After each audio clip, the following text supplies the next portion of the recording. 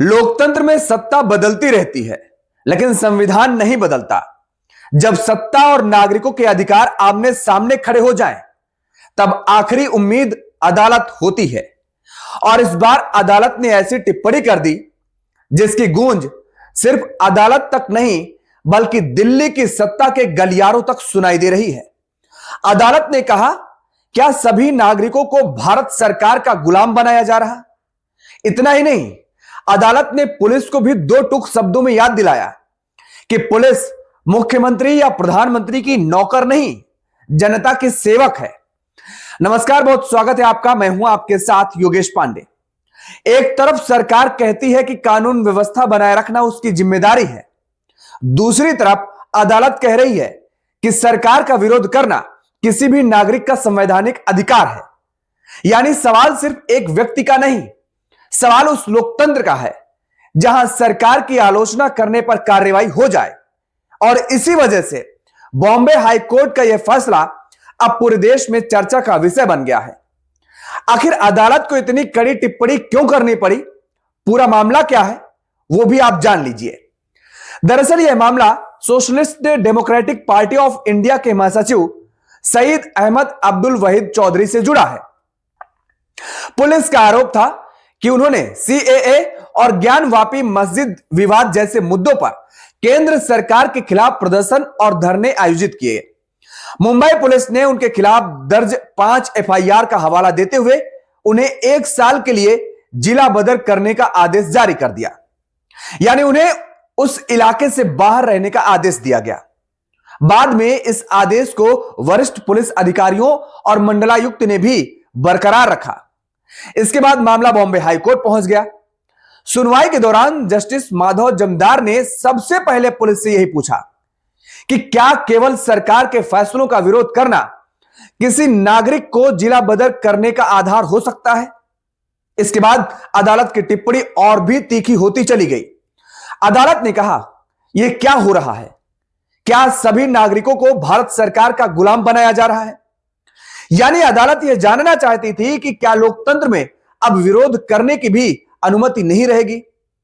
इसके बाद अदालत ने कहा, अगर लोग प्रदर्शन करेंगे, अगर लोग आंदोलन करेंगे, अगर लोग सरकार की नीतियों से असहमति जताएंगे, तो क्या हर बार उनके खिलाफ मुकदमे दर्ज कर दिए जाएंगे?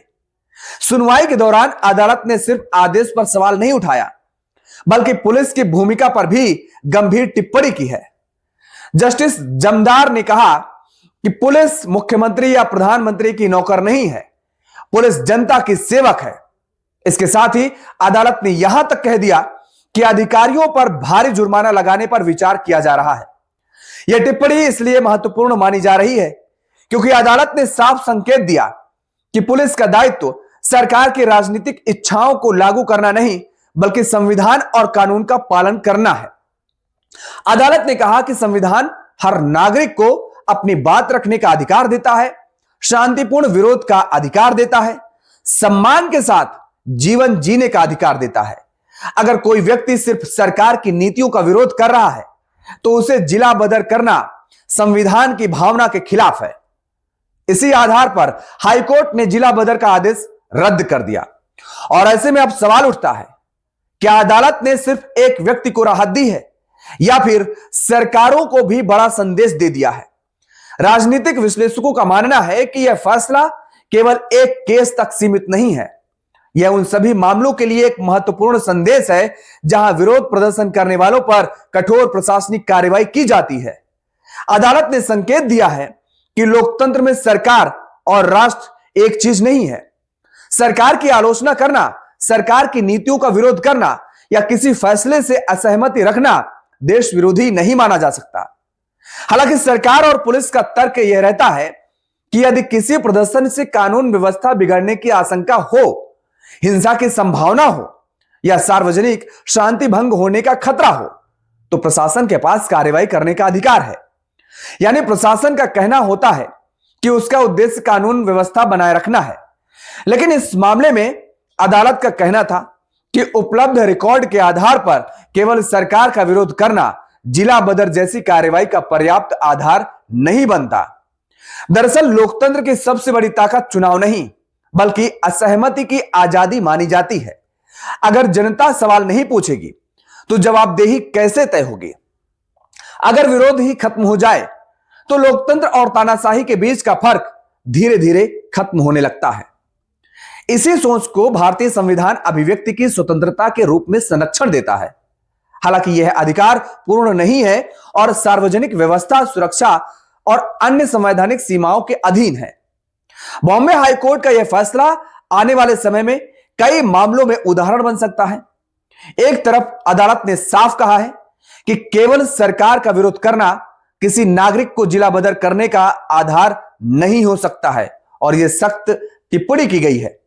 और दूसरी तरफ पुलिस और प्रशासन को भी याद दिलाया गया कि वे किसी सरकार के नहीं बल्कि जनता और संविधान के प्रति जवाबदेह हैं। अब देखना होगा कि क्या यह फैसला भविष्य में विरोध प्रदर्शनों से जुड़े मामलों में नई न्यायिक दिशा तय करेगा या फिर सरकारें और प्रशासन अपनी कार्य प्रणाली में कोई बदलाव करेंगे। फिलहाल इतना तय है कि बॉम्बे हाईकोर्ट की यह टिप्पणी केवल एक अदालत की टिप्पणी नहीं बल्कि लोकतंत्र, असहमति और नागरिक अधिकारों पर चल रही बहस के बीच आया एक महत्वपूर्ण न्यायिक संदेश है। इस पूरे मामले को लेकर के आपकी प्रतिक्रिया क्या है? कमेंट बॉक्स में जरूर बताएं।